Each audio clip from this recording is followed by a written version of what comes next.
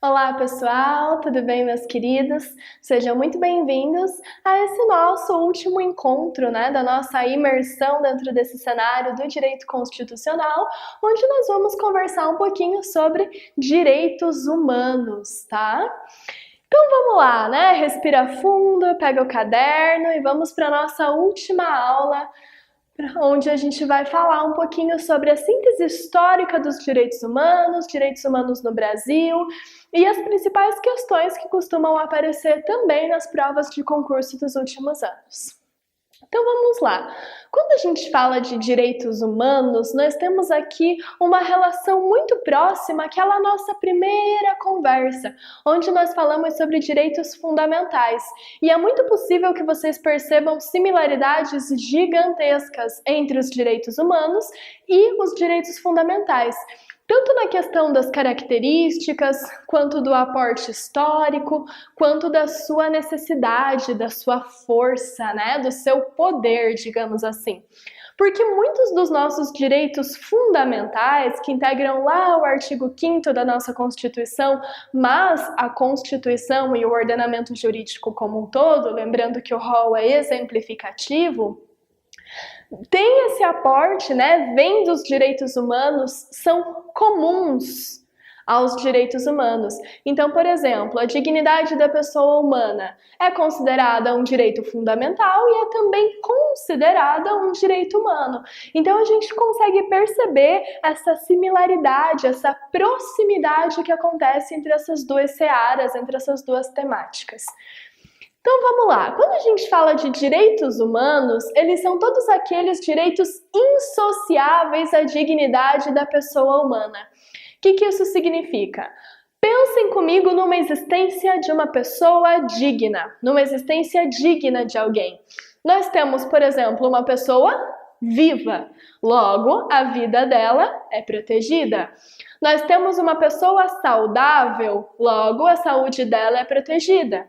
Nós temos uma pessoa culta, que teve acesso à alfabetização, à educação de qualidade.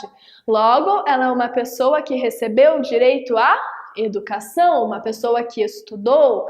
Nós imaginamos ela feliz, viajando, por exemplo. Logo, ela é uma pessoa que lhe tem assegurado o direito de ir e vir. Então, existe uma proximidade muito grande entre a dignidade da pessoa humana e os direitos fundamentais, já que os direitos fundamentais servem para assegurar uma existência digna.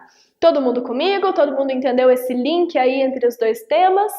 Então vamos lá, tudo que é considerado indissociável, tudo que é possível de você separar da dignidade da pessoa humana é direito humano. Então a vida é direito humano? Sim. A saúde é direito humano? Sim. A educação é direito humano? Sim. E todo o resto que é fundamental para que aquela existência seja plena e seja digna.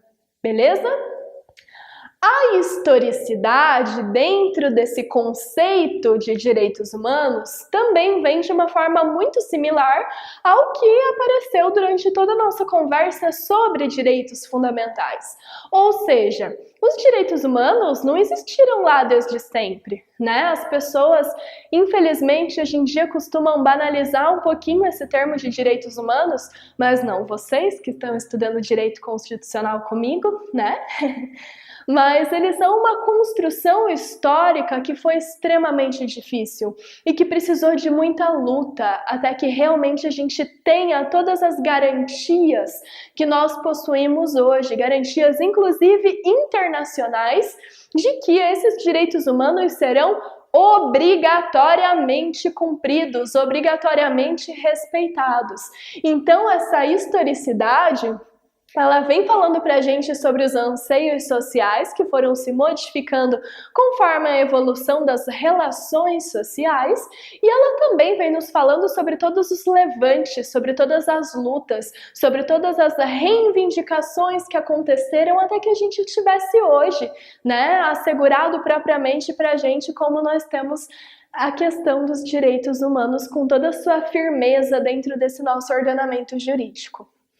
Então, para que a gente consiga entrar nesse tema e entender da onde veio e principalmente como é recente, pessoal, é muito recente. A gente tem 100 anos desse primeiro momento aqui, é uma coisa extremamente recente. A gente vai entrar numa síntese histórica para compreender como foi o desenrolar do desenvolvimento dos direitos humanos até que, de fato, nós tenhamos essa realidade, né, que existe hoje, mas ainda tem muito a se conquistar. Então vamos lá. Precedentes históricos da internacionalização, ou seja, quais são os precedentes históricos que tornaram direitos humanos uma pauta internacional, uma pauta comum à nossa grande maioria absoluta dos estados que compõem a nossa sociedade internacional.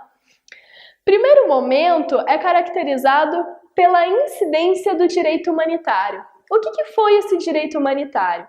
Foi um movimento voluntário da Cruz Vermelha, que era um conjunto de normas e medidas que objetivavam proteger os direitos humanos dos envolvidos em guerra. Então a gente passou ali mais ou menos pela Primeira Guerra Mundial, tá?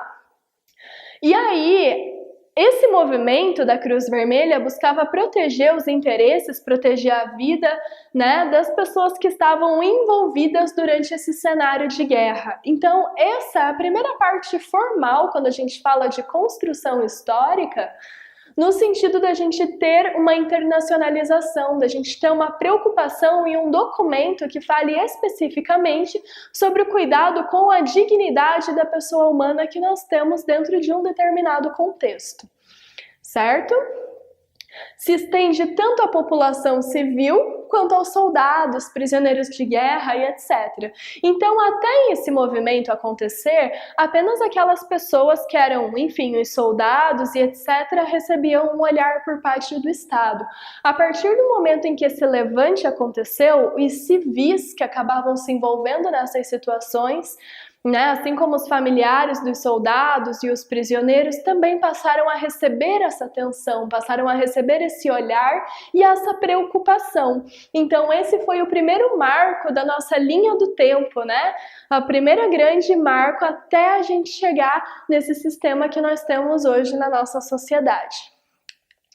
Dando continuidade, nós temos aqui a segunda parte da nossa síntese histórica que vem nos falando sobre a OIT, tá? Então a OIT, a Organização Internacional do Trabalho, vem trazendo para a gente esse segundo momento, onde houve um levante, onde houve essa preocupação, onde houve esse olhar em humanizar as relações de trabalho. Então a gente teve esse olhar estendido a todos os trabalhadores, né, a fim de acabar com as situações de trabalho escravo, as condições de trabalho extremamente insalubre e regulamentar no âmbito internacional essa proteção. Posteriormente a isso, nós temos o terceiro grande marco e o nosso momento contemporâneo, que foi diretamente influenciado por isso, e a gente vai conversar um pouquinho melhor mais para frente quando formos falar da ONU, que foi, logo após a Segunda Guerra Mundial, a instituição e a criação da ONU, né? A criação da ONU foi o nosso terceiro marco e o mais decisivo para que essa pauta de direitos humanos se tornasse realmente um assunto, senão a prioridade da sociedade internacional.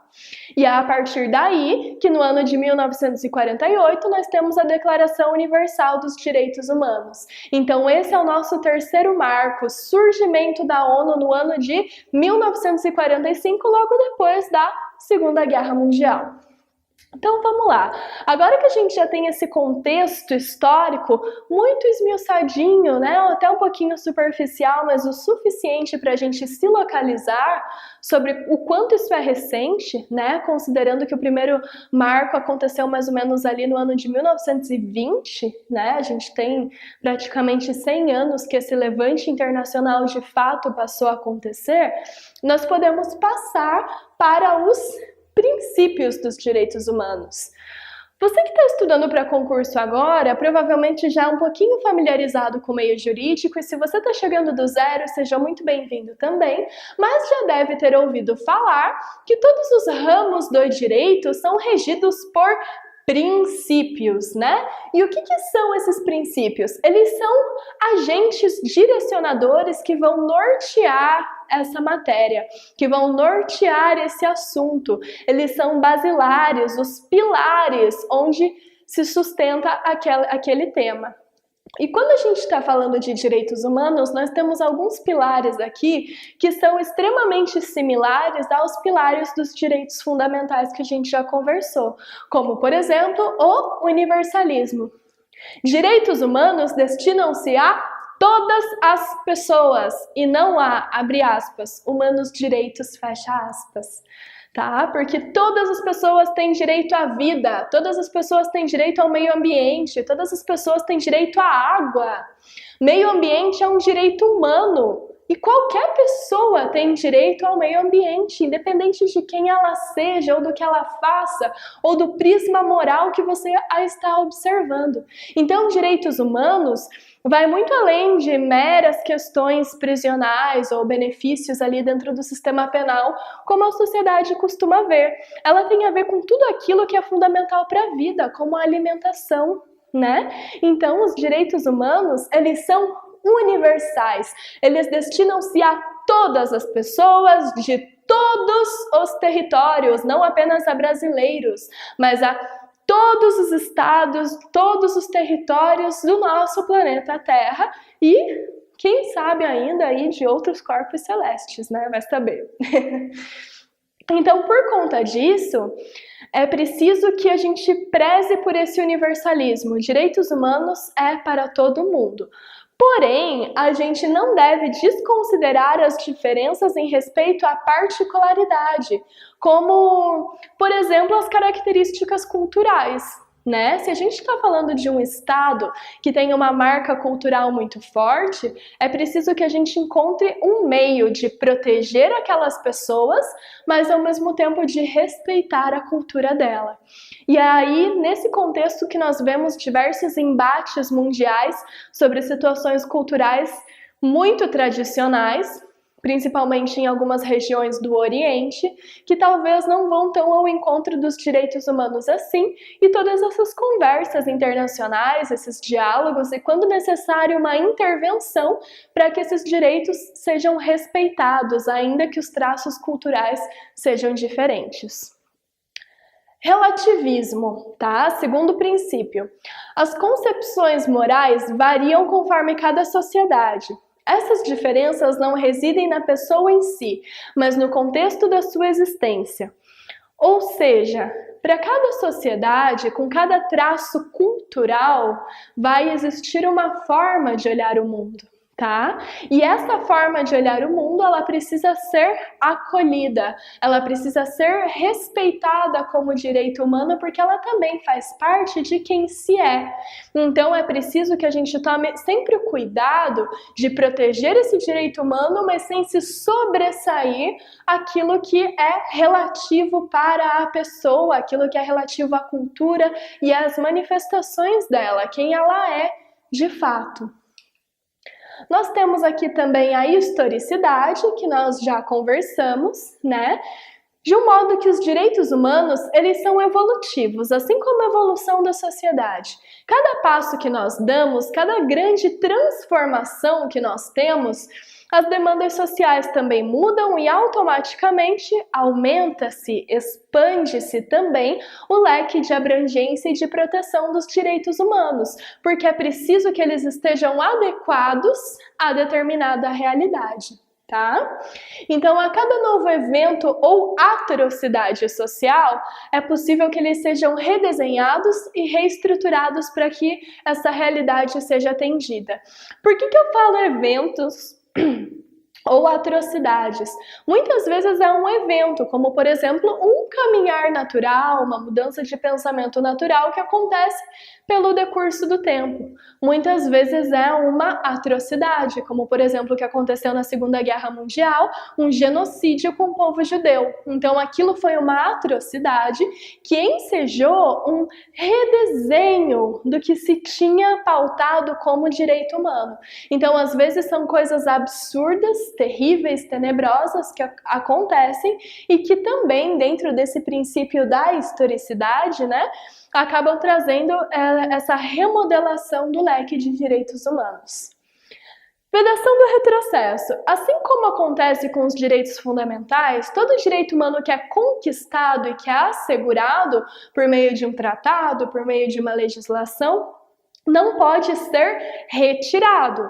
Ou seja, a historicidade, ela diz que nós podemos ampliar o nosso leque, nós podemos conquistar, acrescentar novos direitos, mas nunca retirar o que nós já conquistamos.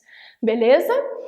Então, com a vedação do retrocesso, nós fechamos o princípio e a gente consegue ver aqui, então, quais são as bases, qual que é a sustentação de direitos humanos. Beleza?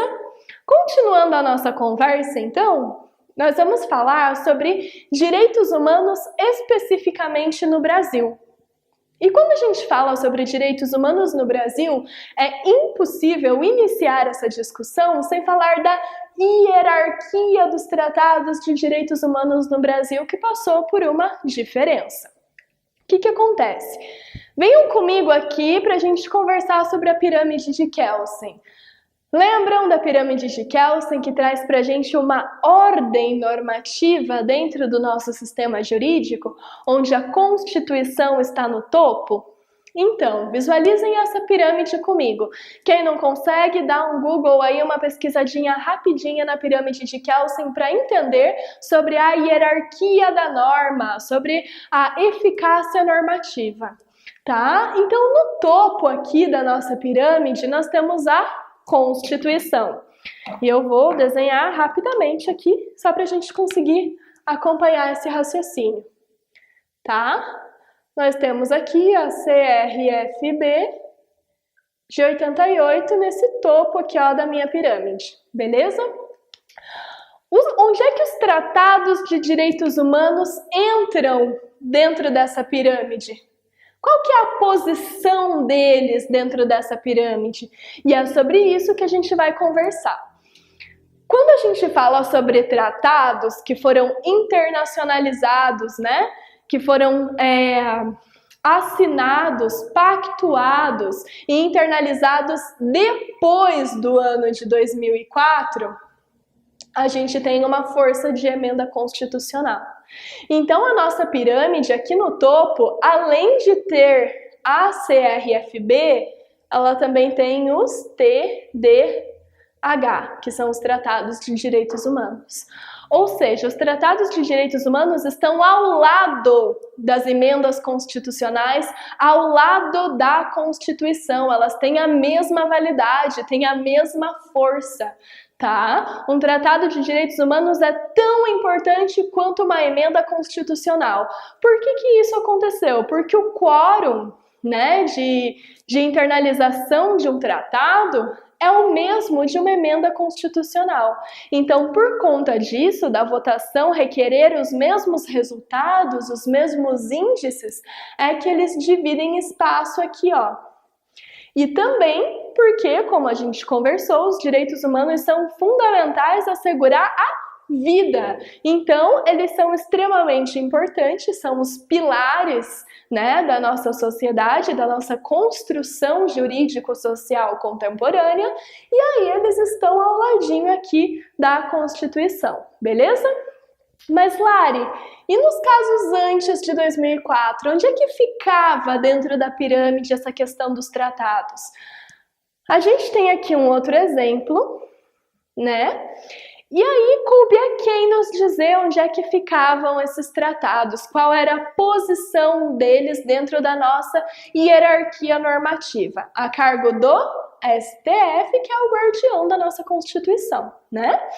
Então, eles chegaram à conclusão, depois de muito estudo e muita discussão, que aqueles tratados que foram internalizados antes de 2004 têm caráter supralegal. O que é o caráter supralegal? Aqui nós temos a nossa pirâmide, onde tem a CRFB de 88, e aqui embaixo todas as leis, né? Então, os tratados, eles ficavam aqui no meio, abaixo da Constituição, mas acima das leis. Beleza? Então, se a gente está falando aqui sobre hierarquia normativa, sempre vê o ano de internalização do tratado. Se foi depois de 2004, tem força de emenda constitucional e divide o topo da pirâmide aqui com a nossa Constituição e as emendas constitucionais. Se ele foi internalizado antes de 2004, tem caráter supralegal, ou seja, ele está abaixo da Constituição, mas acima das demais legislações. Por que está acima das demais legislações? Justamente porque a gente está falando aqui sobre um assunto que é extremamente necessário, ele é indisponível à manutenção da vida. Então, por conta disso, é que ele está acima de qualquer outro tipo de designação interna do direito interno. Beleza? Continuando aqui, então, a nossa conversa sobre direitos humanos no Brasil, nós vamos conversar sobre a Declaração Universal dos Direitos Humanos, tá? A Declaração Universal dos Direitos Humanos é um tópico que costuma aparecer nos nossos editais com uma certa frequência. Então, o que é a Declaração Universal dos Direitos Humanos? Ela é um documento internacional, tá? Ela tem força cogente. Lari, o que é força cogente? É uma força obrigatória gigantesca. Então, o Estado não pode desrespeitar. Ele tem a plena obrigação de respeitar completamente aquele documento internacional se ele faz parte, se ele está obrigado dentro daquele contexto, tá? Então, vamos lá. A Declaração Universal dos Direitos Humanos, ela é composta por preâmbulo mais 30 artigos. Esse preâmbulo, ele traz para a gente quais eram as principais considerações e as principais demandas colocadas pelo Estado na época, tá? Então, o que acontece? No ano de 1948, depois da criação da ONU, aconteceu uma reunião com diversos estados que já tinham assinado a Carta da ONU, né? Então, que já faziam parte dessa sociedade, desse organismo internacional, e por meio dessas discussões foi elencado qual tópico seria fundamental, quais os assuntos seriam fundamentais para que fosse possível a gente assegurar internacionalmente num documento os direitos humanos. Então, esse preâmbulo, ele traz os principais anseios que foram trazidos a diálogo, que foram debatidos, né, no ano de 1948, e os 30 artigos subsequentes são a consequência desse trabalho, a finalização desse trabalho, beleza? Vale a leitura? Vale muito. É uma leitura tranquila, dinâmica, documento fácil de interpretar, fácil de entender, sem grandes complicações. Então, vamos lá. A Declaração Universal dos Direitos Humanos, ela foi criada após a Assembleia Geral da ONU no ano de 1948, tá? Então, como eu mencionei para vocês, estados se reuniram para debater o que de fato, quais os temas que de fato deveriam compor esse documento, que seria a égide. Ouso dizer que é um dos nossos documentos internacionais mais importantes, tá? No centro dessa discussão existiram alguns problemas sobre os direitos de segunda dimensão entre alguns dos estados. Porque o que acontece? Como nós tínhamos uma reunião de estados muito diferentes, né, e que tinham disparidades entre si, essa parte dos direitos sociais aqui foram objeto de algumas contestações entre Estados Unidos e a União Soviética. Porque o que acontece? Os Estados Unidos têm uma tendência mais liberalista, então ele pregava um Estado menor, e ele dizia que os direitos sociais, lá da segunda dimensão que a gente estudou, lá no comecinho na nossa primeira aula, não deveriam compor esse rol, justamente por ele ser obrigatório, por ele ser vinculativo, por ser extremamente forte, ser uma norma cogente. Enquanto isso, na contramão, a União Soviética, sabidamente socialista à época e com um Estado muito grande, né, um Estado social muito grande, vinha dizendo que a gente deveria sim incluir os direitos de segunda dimensão, as garantias sociais dentro da Declaração Universal dos Direitos Humanos. Então esse foi um embate muito caloroso, onde nós tínhamos de um lado um Estado muito pequenininho e do outro lado um Estado gigantesco tentando realmente chegar num acordo sobre qual seria o limite para a promoção da dignidade da pessoa humana. E acabou que depois de todas essas discussões, por mais acaloradas que tenham sido, né, se realizarem, os direitos sociais, que são os direitos aqui de segunda dimensão, acabaram compondo sim a Declaração Universal dos Direitos Humanos. Então a gente tem os direitos sociais ali, né? Entendeu-se pela maioria dos estados que esse tipo de proteção era fundamental para a garantia da dignidade humana, que seria impossível ter uma vida digna sem esse caráter prestacional do Estado, né? Se fosse o contrário, toda essa aula que a gente teve hoje sobre direitos e garantias fundamentais, sobre a ordem social, provavelmente não seriam cogentes, não seriam obrigatórios, não fariam nem parte, talvez, né, do nosso ordenamento jurídico. Então a gente tem sim esses direitos sociais de segunda dimensão, integrando o rol da Declaração Universal dos Direitos Humanos, ou seja, reconhecidos como, de fato, são direitos humanos. Como eu mencionei, a natureza jurídica da Declaração Universal dos Direitos Humanos é cogente, ou seja, ela é obrigatória, ela vincula os estados a observarem, a praticarem, a realmente fazer com que aquilo aconteça de fato dentro do seu estado. É considerada uma norma internacional costumeira, um princípio, tá? Então, o costume, ele é uma das fontes, né, do direito internacional e ele tem muita força. Então, a gente consegue perceber aqui, por esse caráter cogente, obrigatório, costumeiro internacional da comunidade internacional, que realmente os estados que compõem a Declaração Universal dos Direitos Humanos devem obrigatoriamente a observar em todas as suas ações de repercussões de direito interno. O que isso significa, Lari? Um Estado não pode editar uma lei com algum dispositivo que contrarie a Declaração Universal dos Direitos Humanos. É simplesmente impossível.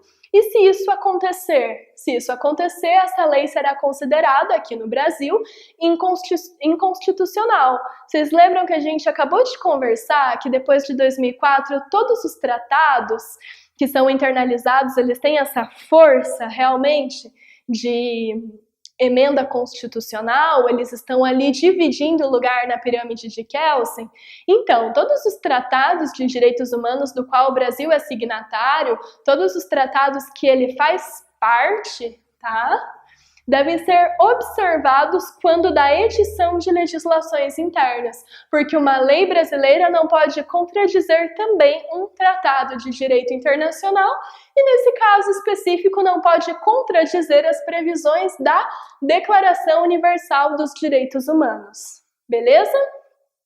Meus queridos, sobre direitos humanos é isso, e também com essa aula nós finalizamos, né, a nossa imersão dentro dessa disciplina de noções de direito constitucional. Eu espero de coração que vocês tenham conseguido receber todo esse carinho e também todas as informações que vocês precisam para conduzir esse estudo, para realizar uma prova maravilhosa. Eu estou sempre à disposição para tirar dúvidas pelos canais, dúvidas de questões, dúvidas de conteúdo, e eu desejo a todos bons estudos.